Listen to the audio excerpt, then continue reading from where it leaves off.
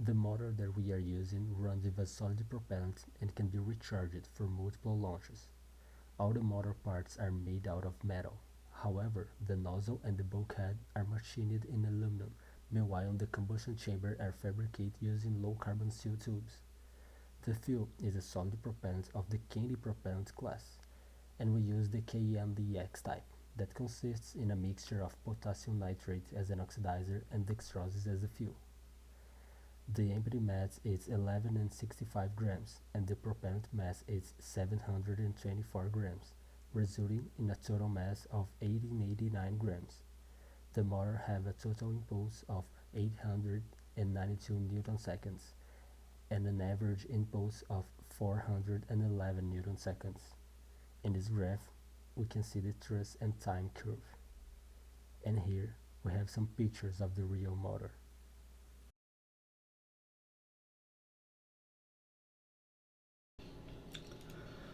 After defining the main parameters of the Pegasus rocket, its internal space was separated into three different parts. The first, closest to the warhead, was dedicated to the telemetry and payload system. The second and largest part was reserved for the recovery system. And finally, the third part dedicated to the propulsion system. Its dimensions consist of an external diameter of 8.2 centimeters and an internal diameter of 7.6 centimeters. So its thickness is 0.3 centimeters. The length of the body is 120 centimeters, and it's the second part of the rocket between the parachute bulkheads. There is the part through which the parachute is ejected. For the construction of the fuselage, the process of lamination with fiberglass and epoxy resin was chosen. To ensure the correct functioning of the rocket's internal events and also guarantee its structural integrity, a series of safety devices were developed, as we can see in this first image and this second one in this graph.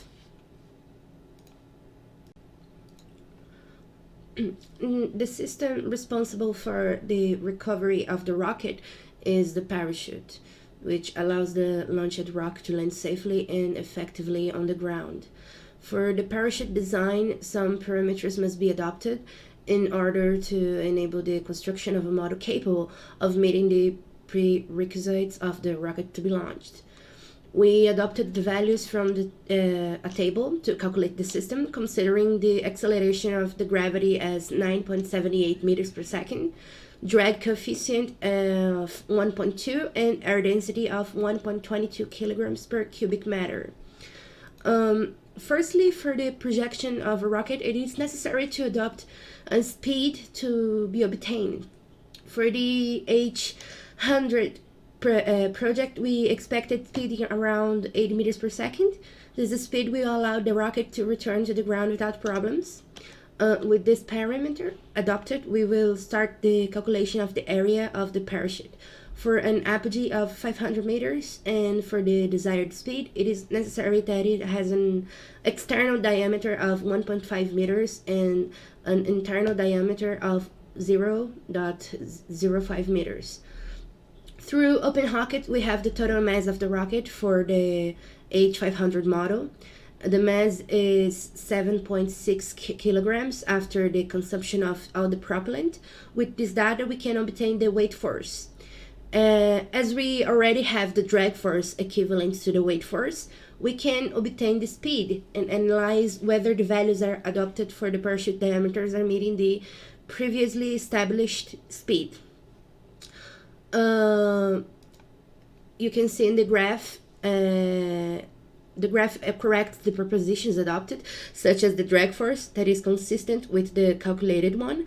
As for the final speed after opening the parachute, in which we have values lower than 8 meters per second, thus enabling a safe landing.